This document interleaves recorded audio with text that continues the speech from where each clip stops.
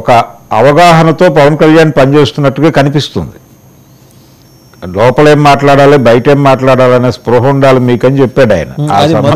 కూడా ఆయన కాన్షియస్నెస్ అయితే ప్రమోట్ చేస్తూ వస్తున్నారు. ప్రమోట్ చేస్తున్నారు కాబట్టి అక్కడ నుంచి లీకేజీలు తగ్గినాయి. డిసిప్లిన్ ఉంది, మొదటి నుంచి ఆయన దగ్గర ఆ డిసిప్లిన్ ఉంది, అది చేస్తూ వస్తున్నారు. అండ్ మిగిలిన మెంబర్స్ విషయానికి వస్తే ఇప్పుడు తెనాలి శ్రావణ్ గారు కానీ ఉండవల్లి శ్రీదేవి గారు కానీ ఆల్మోస్ట్ ఒకటే సామాజిక వర్గం, ఒకే ప్రాంతం కూడా, ఒకే ప్రాంతం, ఒకే సీట్ కోసం ప్రయత్నం చేస్తున్నారు.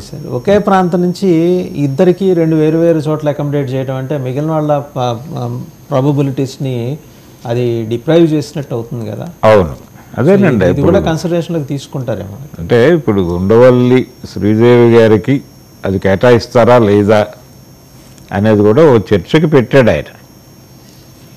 దీనివలన ప్రయోజనం ఉంటుంది, పార్టీకి ఏదో మేరకు లబ్ధి ఉంటుందంటే అడ్జస్ట్ అవడానికి శ్రావణ్ కుమార్ సిద్ధంగానే ఉంటాడు. ఎందుకంటే తను సీరియస్గా ఆ పార్టీ వైపే నిలబడి ఉన్నాడు.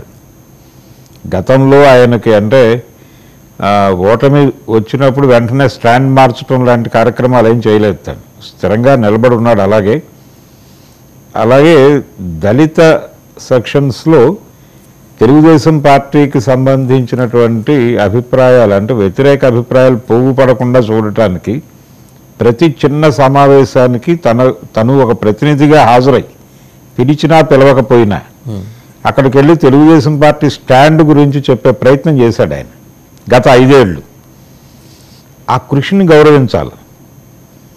అందుకని అతని పేరు ప్రముఖంగా ప్రస్తావనకు తీసుకొచ్చారు. ఇప్పుడు వీళ్ళిద్దరిలో ఒకళ్ళే ఉండొచ్చు కూడా ఫైనల్ లిస్టులో.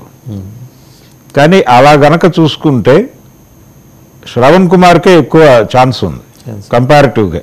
శ్రీదేవి గారితో పోలిస్తే ఆయన కొన్ని సందర్భాల్లో పిలవని పేరంటానికి వచ్చాడేమిటి అనేటువంటి కామెంట్స్ వినిపించినప్పటికీ ఏమీ ఇబ్బంది పడకుండా నేను మా పార్టీ స్టాండ్ చెప్పదలుచుకుని వచ్చాను, ఇక్కడికి అవకాశం ఇస్తే చెప్తాను, లేదంటే వెళ్ళిపోతాను, అంత డెమోక్రటిక్గా వ్యవహరించాడు ఆయన చాలా విషయాలకు సంబంధించి.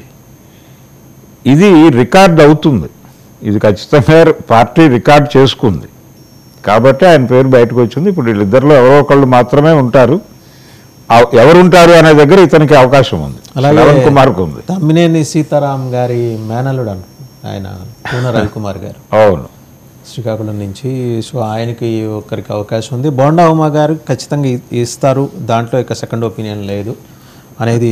మెంబర్గా తీసుకోవచ్చు అండి, టీటీడీ మెంబర్గా ఆయన పేరు మెంబర్గా ఇవ్వచ్చు, మెంబర్గా డెఫినెట్గా అవకాశం. తెలంగాణ నుంచి తెలంగాణ టీడీపీ జాతీయ అధికార ప్రతినిధిగా ఉన్న తిరునగరి జ్యోత్స్న ప్రొఫెసర్, ఆవిడ ప్రొఫెసర్ కూడా, ప్రొఫెసర్ తిరునగరి జ్యోత్స్న గారు.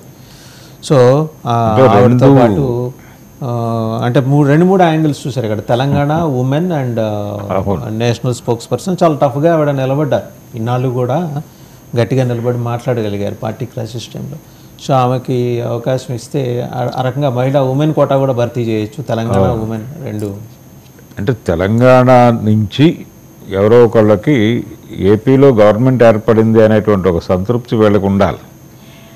రెండోది ఆయన సీరియస్గా ఇక్కడ తెలంగాణలో పార్టీని రీఓపెన్ చేయటం కోసం సన్నాహాలు చేస్తున్నారు. ఈ సన్నాహాల్లో భాగంగానే జ్యోత్స్న గారికి ఈ పదవి ఇవ్వాలి అనేటువంటి నిర్ణయం రావటానికి వెనకాల కూడా ఇదే కారణం. ఈ రీఓపెన్ చేసి తిరిగి ఇక్కడ వ్యవస్థని నిర్మాణం జరిపి ఇక్కడ ఒక అధ్యక్షుడిని పెట్టి రేపు వచ్చే ఎన్నికల్లో ఒక ప్రామినెంట్ రోల్ ప్లే చేయాలి. తద్వారా అంటే చంద్రబాబు నాయుడు గారు చాలా వ్యూహాత్మకంగా వ్యవహరిస్తాడు. ఆయన అంత ఈజీగా ఎవరికి దొరికే మనిషి కాదు. ఆయన రకరకాల యాంగిల్స్ ఉన్నాయి. అంటే ఆయన తెలంగాణలో పార్టీని రీఓపెన్ చేయటం మీద రకరకాల సిద్ధాంతాలు ఉన్నాయి, రకరకాల కాన్స్పిరసీ థియరీస్ ఆల్రెడీ సర్క్యులేషన్లో ఉన్నాయి.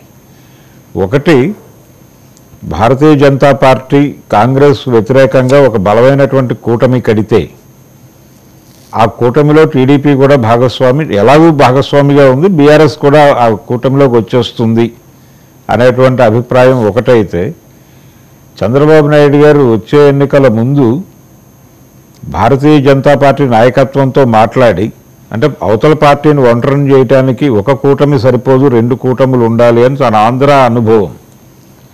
ఆంధ్రాలో మొన్న ఎన్నికల్లో ఆయన నడిపించినటువంటి వ్యూహం ఎలా సక్సెస్ అయిందో ఆ సక్సెస్ మోడల్ని చూపించి తానే ఎన్డీఏలోంచి బయటకు వచ్చి వాళ్ళ అనుమతితోనే వచ్చి లెఫ్ట్తో కలిసి ఒక కూటమి కట్టి అక్కడ వైసీపీని అలాగే ఇక్కడ కాంగ్రెస్ని ఇబ్బంది పెట్టే స్ట్రాటజీతో ముందుకొచ్చి ఒకవేళ ఇండి కూటమి గనక గెలిచే సూచనలు ఉంటే ఈ వెసులుబాటులో అటువైపు టర్న్ అయ్యేటువంటి అవకాశం ఉంది, ఈ లెవెల్ వ్యూహం జరుగుతోంది తెలుగుదేశం నుంచి అని కూడా ఒక కాన్స్పిరసీ థియరీ ప్రస్తుతం ప్రపంచంలో ప్రచారంలో ఉంది.